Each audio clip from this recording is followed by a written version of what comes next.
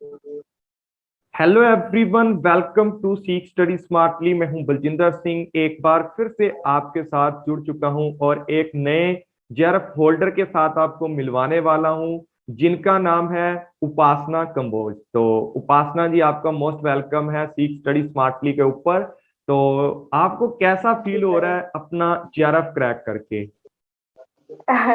Of course sir, ये feeling तो मतलब बताने के लिए है ही नहीं, वर्ड्स में आई कांट एक्सप्लेन। मतलब मुझे यकीन ही नहीं हुआ था जब मैंने अपना रिजल्ट देखा कि ये सच में मेरा ही नाम है। मैंने 2-3 बार पहले उसको वापस अच्छा। वापस करके देखा, सो डैट कि किसी और का नाम ना हो, किसी और का रोल नंबर ना मैंने कर दिया हो।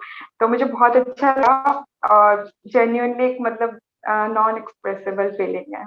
ओके, मतलब ओवरऑल खुशी तो आपको चेहरे से पता लग रही होगी, इनसे भी कितना खुश हैं, हंस रहे हैं।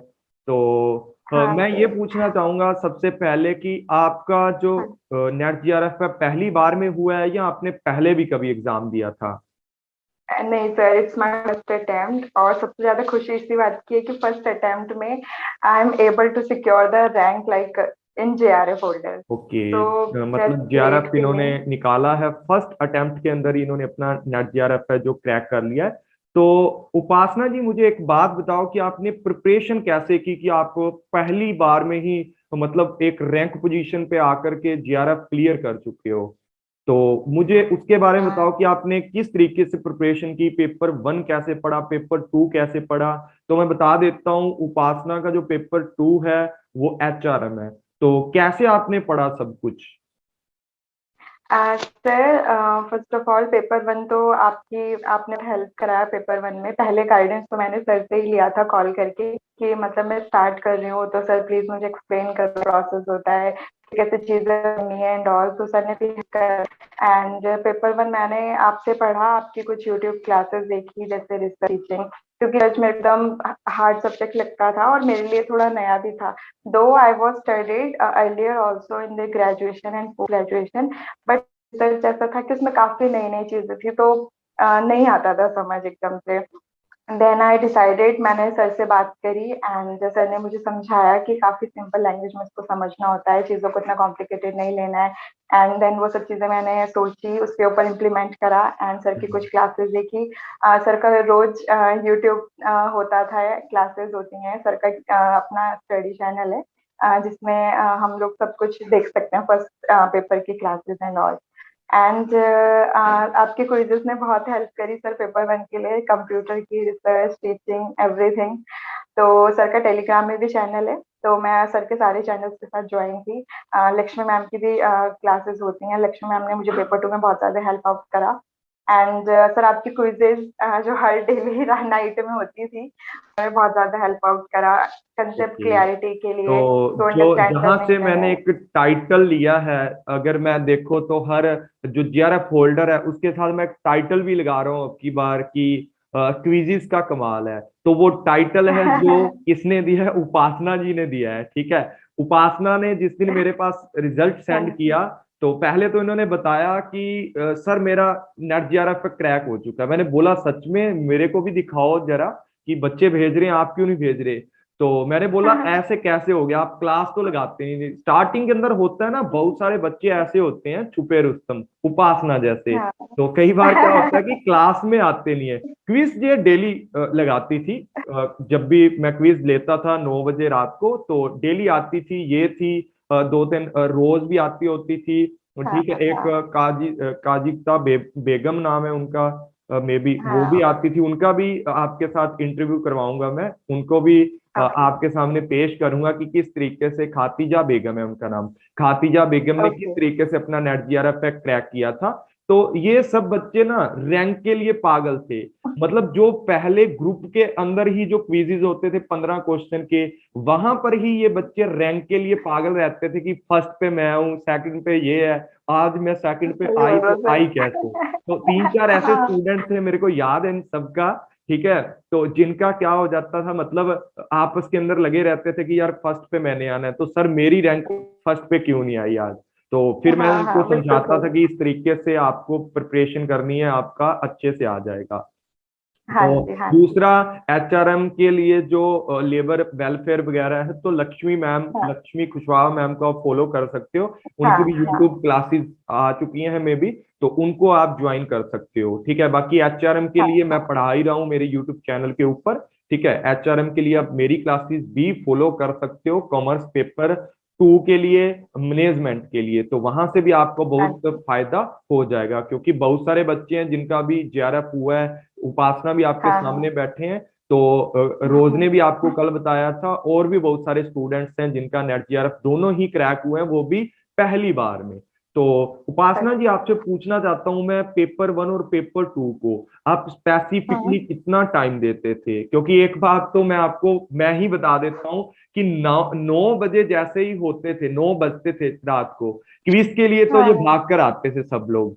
तो मैं ये हाँ। पूछना चाहता हूँ कि आप उसके अलावा, 9 बजे के क्विज के अलावा, पेपर 1 और पेपर 2 को कितना टाइम देते थे? हाँ ओके। तो ऐसा होता था कि I schedule my day before the day, means मैं प्रीवियसली नाइट में शेड्यूल करती थी कि how I need to do the work on tomorrow.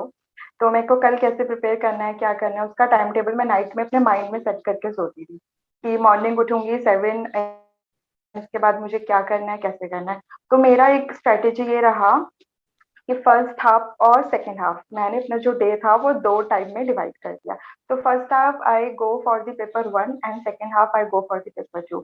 And the most thing, उसके बाद हम लोगों की क्लासेस होती थी, जैसे सर की क्लास लेनी है यूट्यूब पे जब तक लाइव है, तो वो वाला टाइम हमें एक्सक्लूड रखना है कि ये वाला टाइम तो स्पेसिफिकली हमारी क्लासेस के लिए, तो उसको एक्सक्लूड करके बाकी जो टाइम है वो तुम्हें स्पेसिफिकली अपने पेपर को देना है। तो ऐसा कर सकते हो आप कि पहले फर्स्ट हाफ आप पेपर 1 को दे दो, एंड सेकेंड जो सेकंड पोस्ट होता है पोस्ट लंच, उसको तुम पेपर 2 को दे दो, एज पर योर प्रेफरेंस। मेरा जो था वो यही था। एंड उसके बाद जो revision, revision is the key, मतलब हर दिन ऐसा लगेगा, हर दूसरे दिन ऐसा फील होएगा कि यार नहीं हो रहा है, या फिर ऐसा लगेगा कि जो कल पढ़ा था वो बिल्कुल स्किप हो चुका है, एकदम न्यू था, नहीं समझ आ रहा है। अगेन जब आप उसको पढ़ोगे फिर से ऐसा लगेगा कि यार ये तो मतलब समझ ही नहीं आ रहा इजी है, है। ऐसा लगेगा हर बार नया नया है। मतलब तो कुछ वो चीजें तो सबके आपको साथ ये होगा। लगती हैं जो बोरिंग करती हैं, इजी लगती हैं, और कुछ हम्म। ऐसी चीजें होती हैं जो लगता है कि यार कल पढ़ा था, आज फिर पढ़ना पड़ेगा। तो वो हाँ सारी मतलब ऐसा लगता चीजें। है कि पढ़ाई नहीं है ये, वो हाँ एकदम न्यू बिल्कुल। लगने लगता है वो फिर से। बिल्कुल। तो उसका एक ही मतलब मैंने जो पर्सनली फील करा वो यही था कि उसका एक ही की है, डू रिविजन, मल्टीपल रिविजन। जितना आप ओके। मल्टीपल रिविजन करेंगे ना उतना ही आपको चीजें ऑटोमेटिकली माइंड में रिकॉर्ड होती चली जाएंगी, और फिर उसको आपको उसको रटने की जरूरत नहीं है। और इस पेपर में मैंने पर्सनली ये फील करा है कि कुछ भी रटना जैसा नहीं है, क्योंकि ये ग्रेजुएशन का एग्जाम नहीं है, पोस्ट ग्रेजुएशन का एग्जाम नहीं है जहाँ पे तुम रटोगे, कहानी बना के लिख के आ जाओगे और बिल्कुल, you will get the conceptual marks. और नॉलेज के बेस के ऊपर आपका सारे का सारा जो मतलब हाँ पिलर होता है इस पेपर का, वो टिका हुआ है। पूरे का पूरा जो पेपर 1 है, चाहे वो पेपर 2 है, कोई भी सब्जेक्ट है, चाहे इंग्लिश, हिंदी, सामाजिक साइंस, जो भी आपके सब्जेक्ट है, चाहे ज्योग्राफी है, कोई भी सब्जेक्ट है, अभी पेपर 2 या पेपर 1, ठीक है, दोनों के दोनों आपके कंसेप्चुअल बेस आते हैं, और कंसेप्ट के ऊपर आपको कमांड हासिल करनी होती है। और हाँ। ओवरऑल अगर मैं पूछूं आपसे, टोटल कितने घंटे थे, अगर दोनों कंबाइंड करके पूछूं, एवरेज आपका टाइम कितना रहता था? सर ऐसे मतलब एग्जैक्टली नंबर्स तो मैं नहीं बता सकती, लेकिन हाँ ये है कि पूरा डे तो रहता ही था, पूरा दिन ही रहता था। एंड नाइट में क्लासेस होती थी, क्विज हो गया आपका, तो वो सब हटा के फिर से रात को 10 बजे तक ये सब कुछ कंप्लीट हो जाता था। And after that after 10 PM, 10 से लेके 1-2 बजे तक रात के फिर से एक टाइम टेबल रहता था कि जो चीज पूरे दिन में पढ़ी है उसको फिर से रिवाइज करो, या फिर जो चीज तुम्हें लग रहा है कि आज उसका रिवीजन का डे था तो उन चीजों को रिवाइज करो। तो 2-3 बजे मैं रात को फिर से सोती थी, हाँ, एंड फिर बहुत ही अगेन मॉर्निंग में इन्होंने उसके अच्छी अगेन। स्ट्रैटेजी बताई है कि दिन में जो सारा पढ़ा है, दिन में जो इतना मतलब मटेरियल आपने इकट्ठा किया है, पढ़ा है किसी भी टीचर से, चाहे कोई भी स्पेसिफिक टीचर है, ठीक है, यहाँ पर उस चीज को आप रात को रिवीजन करके सो, ठीक है, या सुबह उठ तो के भी हाँ रिवीजन कर सकते हो, फिर दोबारा स्टार्ट कर हाँ सकते हो। वो आपके हाथ में है कि आप लेट नाइट जागने वाले पर्सन हो या सुबह 3 बजे उठ के पढ़ने वाले हो, वो आपके हाथ में है कि हाँ आप कैसे उस चीज को लेकर चलते हो। तो उपासना ने भी बताया है उसी तरीके बाकी स्टूडेंट्स ने भी बताया कि यार एक स्ट्रैटेजी होती है ना, वो किसी के लिए सेम नहीं होती। ये चीज के ऊपर आपको समझना पड़ेगा। जैसा इनको टाइम मिलता है वो उसको यूटिलाइज करते रहते हैं, जैसा आपको टाइम मिलता है वो अपने तरीके से आप भी क्या कर सकते हो, यूटिलाइज कर सकते हो। तो हाँ। आपको मतलब जब पता लगा कि रिजल्ट आ गया है उसके बाद तो मतलब 2-3 मिनट तो आप गुम हो गए होंगे एकदम से कि क्या ही हो गया मेरे साथ। तो सच में सर, मतलब मैं मेरे को जैसे मैं I was doing my breakfast, तो मेरे को एकदम से कॉल आता है कि हाउ वॉज योर रिजल्ट। तो आई सेड कि रिजल्ट आ गया है कि हाँ। तो मैंने कहा 1 मिनट में चेक पर। तो मेरे को अपना एप्लीकेशन नंबर ही नहीं मिल रहा था क्योंकि एडमिट कार्ड मेरे समय अवेलेबल बिल्कुल। था नहीं। तो मैं अपना एक तो अब एडमिट की कार्ड बार वो ना जो पूरा लंबा एक लंबा पीरियड रहा है किस चीज के लिए, आपका शेड्यूल बहुत लंबा कर दिया था एनटीए वालों ने, एग्जाम बीच में पोस्टपोन होते रहे, लॉकडाउन। तो एप्लीकेशन नंबर बहुत सारे बच्चों को तो अभी भी मेरे को कर रहे हैं, सर एप्लीकेशन नंबर कैसे निकाले। भाई ये चीजें सिक्योर करके रखा करो, अपनी मेल देख लिया करो, अपने मैसेज के अंदर हाँ स्क्रीनशॉट करके रखा करो, इन चीजों का फोटो खींच के रख लो, एक फोन तो कोई भी नहीं छोड़ता। तो हाँ उपासना जी। जी एक और बात तो आपसे मैंने भी हाँ जी हाँ बोलिए। जी हाँ जी। बोलिए। तो मैंने भी ऐसे ही किया, मैंने भी अपना मेल पहले सर्च करा, पूरा ढूंढा कि अच्छा। कहाँ कहाँ से मिलेगा एप्लीकेशन नंबर। देन बिल्कुल। आई फाइनली गॉट दैट, और फिर तब मैंने करा। तो मुझे यकीन नहीं हुआ पहले देख के रिजल्ट सच में ओके। कि कि सच में आई क्रैक जेआरएफ। मतलब I was not expecting that much, but still फिर मुझे लगा कि यार दो सेक्रीफाइसेस, दोज नाइट, वो हार्ड वर्क, उसने सच में मेरे को बिल्कुल।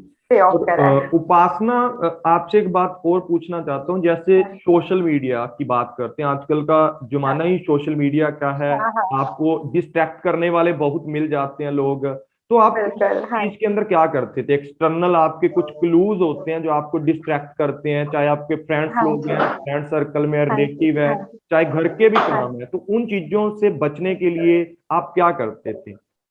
सर मैं सच बताऊंगी, आई डोंट नो कि लोगों को इस बात पे बिलीव होगा कि नहीं होगा, but truly when I started my preparation, मैंने पूरा सोशल मीडिया डिलीट कर दिया था। नॉट इवन व्हाट्सएप, मेरे फोन में व्हाट्सएप भी नहीं था। सिर्फ टेलीग्राम मेरे फोन में था, क्योंकि उसमें आपको पता है कि हम लोगों के क्विजेस वगैरह के लिंक आते हैं, क्लासेस बिल्कुल। वगैरह का टाइमिंग आता है, तो वो तो आपको रखना ही पड़ेगा नोट्स वगैरह के लिए। But apart from that I don't anything, मतलब कुछ भी मैं यूज नहीं कर रही थी, व्हाट्सएप ओके। भी नहीं मैंने यूज करा। तो वो इसीलिए कि बहुत ज्यादा डिस्ट्रैक्शंस होता था मुझे, बहुत ही ज्यादा, कि लोग मैसेज कर रहे हैं और लोगों की बिल्कुल। स्टोरीज देख के बहुत ज्यादा होता था कि सब लोग घूम रहे हैं और हम लोग तो हम पढ़ाई क्यों कर नहीं रहे हैं। घूम रहे हैं? तो ठीक है ना, हम क्यों मतलब नहीं अभी घूम रहे हैं। आपने हाँ टोटल मतलब ऐसा बताओ मुझे, इन पूरे टाइम के अंदर आपने कितने मतलब हाँ जितने भी आपके महीने मतलब रहे हैं बीच में हाँ हाँ प्रिपरेशन करते हुए, जितने मंथ में हाँ आपने हाँ। प्रिपरेशन की है, कितनी कंसिस्टेंसी मेंटेन करके रखी है आपने? मतलब ऐसा सर तो ये नहीं होता था बहुत, कि आज रात को 4 बजे तक पढ़ लिया कल सोओगे। तो कैसा, कंसिस्टेंसी भी एक चीज होती है ना, कंटिन्यूली आप बहुत। प्रिपरेशन कर रहे थे या मतलब छोड़ के कर रहे थे? नहीं नहीं नहीं सर, जो ये वाला वर्ड है ना, ये सच में बहुत ज्यादा वर्क करता है। अगर तुम एक दिन पढ़ रहे हो और बाकी 2 दिन तुम नहीं पढ़ रहे हो, तो it will not going to work for you. ये तो करना ही पड़ेगा। मतलब हर दिन ऐसा लगता है ना कि नहीं हो रहा है, और हर दिन बहुत ही बोरिंग लगता है। जैसे कि लेबर लॉज हुआ था, मेरा जो सब्जेक्ट था लेबर लॉज, तो वो काफी बोरिंग लगता था स्टार्टिंग में, जब तक मतलब मुझे प्रॉपर नॉलेज नहीं हुई चीजों की। तो मुझे काफी बोरिंग होता था, मैं कहती थी यार क्या पढ़ना पड़ रहा है, नहीं हो रहा है, नहीं हो रहा है। तो लेकिन ऐसा नहीं होगा, मतलब आपको रोज ना चाहकर भी वो पढ़ना ही पड़ेगा, क्योंकि अगर तुम उसको रिवाइज नहीं करोगे, पढ़ोगे नहीं, तो वो आएगा ही नहीं। तो एक टाइम पे वो वही वाला फ्लो जो होता है ना, वो टूट जाता है। तो फ्लो नहीं तोड़ना है। जब तक ओके। आप फ्लो में रहोगे ना, तब तक आपको चीजें रिकॉल होती आ रहेंगी। जाएंगी। मतलब तो इनका कहना कंसिस्टेंसी तो ये है कि बहुत जरूरी डेली है। जो क्लासेस अटेंड करनी है आपने, मतलब ये नहीं हम्म। बोल रहे कि स्पेसिफिकली, मैं भी ये नहीं आपको रिकमेंड करता कि डेली जिस टाइम पर क्लासेस होती हैं उसी पे देखो। भाई आपका जब टाइम लगा, पर एक टाइम टेबल अपना पक्का बांध लो कि भाई 4 बजे हाँ क्लास है तो 4 बजे जाना है उस क्लास में। अगर वो टाइम नहीं है तो एक स्पेसिफिक टाइम अपना सेव कर लो कि इस टाइम पर मैंने वो चीज कवर अप करनी है। तो उपासना जी करनी है। आपने पहली बार में एनटीआरएफ क्रैक किया है और आपका पहला ही इंटरव्यू है, तो बच्चों को एक अच्छी सी टिप्स देकर जाओ, बच्चों को अच्छे से बताओ कि आने वाले जो मतलब न्यू कैंडिडेट्स हैं, जिन जिन लोगों ने एनटीआरएफ का एग्जाम दिया था, जो हार चुके हैं कि भाई मेरे से तो होने वाला नहीं है, जो लोग गिव अप करना चाहते हैं, तो उनके लिए कुछ मतलब अपने प्रवचन निकालिए ताकि वो आने वाले एग्जाम के अंदर अच्छे से स्कोर कर पाए और नए कैंडिडेट भी अच्छे से कॉन्फिडेंस से एग्जाम को दे पाए। सर मेरे साथ भी यही होता था कि मुझे भी हर दिन ऐसा लगता था कि नहीं हो रहा है तो गिव अप करना है। ये सबके साथ होता है, आई थिंक जो भी स्टार्टिंग में प्रिपेयर कर रहे हैं उन सब वो सब मुझे रिलेट कर पाएंगे, या फिर जो भी इतने ज्यादा स्टूडियस बच्चे नहीं होते हैं, क्योंकि मैं भी नहीं थी इतना ज्यादा कि मतलब कॉलेज में बहुत ज्यादा तुम पढ़ रहे हो डेली, या 10th 12th में तुम टॉपर्स रहे हो, ऐसा नहीं था। बट जब व्हेन आई स्टार्टेड प्रिपरेशन, जब मैंने प्रिपरेशन स्टार्ट करी, तो तब स्टार्टिंग में 1 1 2 महीने तो तुम्हें समझने में लग जाता है कि क्या सिलेबस है, कहाँ से तुम्हें पढ़ना है, कौन से टीचर को तुम्हें फॉलो करना है, कैसे तुम्हें अपने नोट्स बनाने हैं। तो 1 2 महीना सबके साथ लगेगा। अगर आप अभी उस स्टेज में है कि जब आपको नहीं समझ आ रहा है कि क्या चल रहा है, तो अभी आपको समझना पड़ेगा, धीरे धीरे करके चीजें फ्लो में आती हैं। तो मैं यही टिप दूंगी कि डोंट गिव अप। जब आप पढ़ रहे हो, रोज पढ़ रहे हो, आपको आपका माइंड सेट है कि आपको करना है, तो आपको गिव अप नहीं करना है। और लगेगा, हर दिन लगेगा, मेरे को भी लगता था, और मेरे साथ के जो स्टूडेंट्स हैं शायद वो भी इस बात से रिलेट कर पा रहे होंगे कि उनको भी लगता है कि नहीं हो रहा है, बिल्कुल। Give up. लेकिन नहीं, गिव अप नहीं करना है। थोड़ा टाइम दो, उस पर्टिकुलर टाइम के लिए ब्रेक ले लो, कुछ सॉन्ग सुन लो, मूवी देख लो, थोड़ा फैमिली के साथ बात कर लो, घूम लो, लेकिन फिर से बैक टू बेसिक आ जाओ कि नहीं, ठीक है, ये पर्टिकुलर सब्जेक्ट नहीं अभी मतलब इंटरेस्ट हो रहा है, तो गो फॉर अनदर वन, कोई और पेपर वन का सब्जेक्ट उठा लो, because we have many many subjects, तो हमारे पास बहुत होल बिल्कुल सब्जेक्ट है 20 यूनिट्स और हैं, इतना सागर सारा है पूरे सिलेबस का है, पूरा। तो पूरा सागर है, तो अच्छा, आपको जो अगर आपके सब्जेक्ट साथ लगता है मान लो उसमें। कई बार डिस्ट्रैक्शन हो जाती थी, आपको लगता था कि हाँ भाई सर। मेरे से नहीं हो रहा, तो उस दिन आप हाँ क्या करते थे स्पेसिफिकली अपने माइंड को रिलैक्स करने के लिए, जिस दिन क्योंकि हाँ आपने सोशल मीडिया भी छोड़ दिया, सब कुछ छोड़ दिया, हाँ, बातचीत भी नहीं करते थे किसी के साथ, लेकिन फिर भी नहीं। एक इंटरनली फीलिंग आ जाती है कई बार कि यार हो ही नहीं रहा, मैं इतना पढ़ रहा हूँ फिर भी, या पढ़ रही हूँ हो ही नहीं रहा, तो उस टाइम पर आपने क्या किया था? सर मैं क्या करती थी, मेरा मेरा रूटीन ये था कि मैं रोज शाम को 7 बजे, मेरा टाइम भी फिक्स था, तो रोज शाम को 7 बजे आई यूज टू डू वॉक, तो मैं इवनिंग वॉक करती थी। एंड मेरे ग्रुप से मेरे एक फ्रेंड थे, तो हम दोनों क्या करते थे, उस पर्टिकुलर टाइम पे कॉल पे बात करते थे। हमारा फिक्स था कि 1 घंटा हमें कॉल पे बात करना है, और वो जो कॉल होता था ना, वो सिर्फ गप्पे मारने के लिए नहीं होता था, उसमें हम जो पूरे दिन का हम पढ़ के आए हैं ना, मतलब हम लोगों ने टारगेट सेट कर लिया था। तो तुम मतलब मैं ये सजेस्ट करूंगी कि you guys can do the same.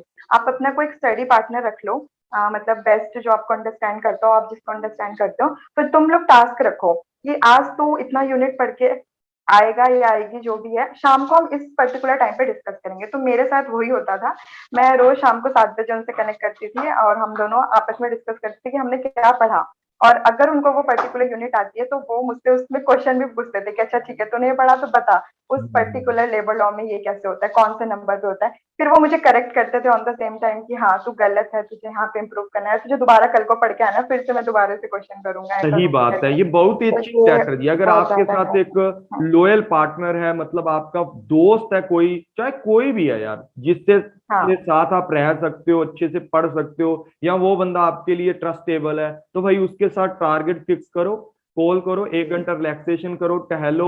ठीक है, सारा दिन बैठे बैठे भी बंदा बोर हो जाता है, तो ये सारी चीजें बहुत ही अच्छे से काम करेंगी। और इन्हीं बातों से आपको पता लग रहा होगा कि इन्होंने कितनी कड़ी मेहनत की है, किस तरीके से, मतलब घूमने भी जाना है तो टाइम को यूटिलाइज करना है, बातें गप्पे नहीं करनी है आप लोगों ने भी। तो ये बातें हाँ समझ लो, ठीक है। सोशल मीडिया कुछ आप कल्टी मार सकते हो, डिलीट कर सकते हो जहां से आपका टाइम वेस्ट होता है। देखो, टाइम वेस्ट तो हो ही सकता है ना, किसी भी चीज के अंदर आप टाइम वेस्ट करना चाहते हो तो उससे अच्छा आप पढ़ लो, ठीक है। तो 6 मंथ इन्होंने कंसिस्टेंसी से रहा है, जो भी इनका टाइम रहा है जिसके अंदर इन्होंने प्रिपरेशन किया, तो कंसिस्टेंसी से रही है इनकी प्रिपरेशन। तो सब बच्चे इनको हाँ। कॉन्ग्रेचुलेशन जरूर बोलना, मैं भी एक बार कॉन्ग्रेचुलेशन दोबारा से आपको बोलता हूँ। और आपके थैंक यू आने वाले सर। फ्यूचर के ब्राइट फ्यूचर के लिए कामना करता हूँ, आपके जितने भी गोल्स हैं, टारगेट्स हैं, उनको अचीव कर पाओ आप, और भगवान आपको आगे इसी तरीके से अच्छे से आगे लेकर जाए, और आपकी जो भी बुलंदियां हैं उसको आप मतलब छू सको। तो बहुत ही अच्छा बातें बताई हैं, बहुत ही अच्छी बातें बताई हैं उपासना जी ने। तो thank thank you you sir. So much. आप मतलब इतने अच्छे से लोगों को गाइड कर रहे हो अभी अपना नेट जेआरएफ क्रैक करने के बाद। तो इसी तरीके से आप सभी की हेल्प करना, जो भी आपसे पूछे। बाकी आपके इंटरव्यू से हाँ सर। बहुत मतलब हजारों लाखों बच्चों जो इनको देखेंगे उनकी भी हेल्प आगे होगी। तो बहुत ही अच्छा आपने इंटरव्यू अपना किया है जिसके अंदर। तो thank thank you you. Guys, मिलते हैं नेक्स्ट जेआरएफ फोल्डर के साथ।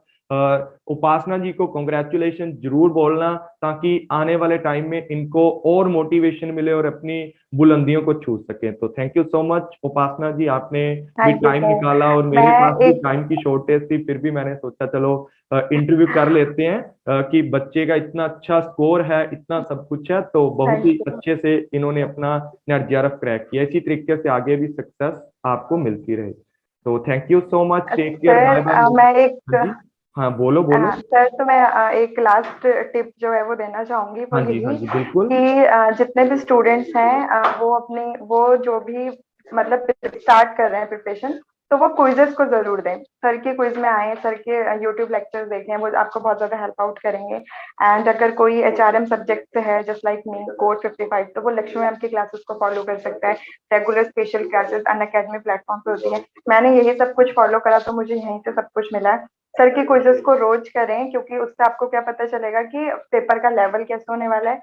द टाइप ऑफ क्वेश्चन आपको खुद से पता चलेगा कि आप जो पूरे दिन पढ़ रहे हो, शाम को क्विज लगाओ, आपको पता चलेगा बिल्कुल कि जो आपने पढ़ा वो क्वेश्चन कैसे आपको टैकल करना है।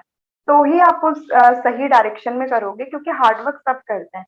हार्डवर्क ही मेन नहीं होता, you need to do smart work too, बिल्कुल। राइट? तो आपको तो क्विजेस करना बहुत ही ज्यादा इंपॉर्टेंट बहुत है। ही अच्छी टिप्स तो दी है डू इन्होंने अलॉट। कि क्विज़िज डेली करना है। एक बात लास्ट मैं पूछना चाहूंगा आपसे कि पेपर 1 और पेपर 2, अगर दोनों के सिलेबस, आपने दोनों के सिलेबस के अलावा आपने कुछ पढ़ा था, या दोनों के जो सिलेबस के अंदर दिया वही आपने किया था? सर सी पेपर टू भी अपने आप में एक बहुत वास्ट सिलेबस है। लेबर लॉज, बहुत सारे लेबर लॉज थे, बहुत सारा एचआरएम ओबी, बहुत ही डीप, मतलब एक इतना बड़ा सागर है कि आप इसको खत्म नहीं कर सकते। ठीक है, तो आपको सिलेबस के अकॉर्डिंग पढ़ना है। जितना सिलेबस में पॉइंट्स लिखे हैं, you need to study that. Previous year के question papers will give you a help, a hint कि कैसे कैसे चीजों को करना है। पेपर वन अपने आप में बहुत ही ज्यादा बड़ा है, उसमें डिफरेंट डिफरेंट सब्जेक्ट्स हैं जो तुम्हें एकदम से नहीं समझ आएंगे, just like math, reasoning and what about DI research. बहुत ही डिफरेंट सब्जेक्ट हैं। यू तो आपको नहीं समझ आएंगे स्टार्टिंग में, ठीक है। लेकिन आपको क्या करना है, फ्लो बना के रखना है कि मेरे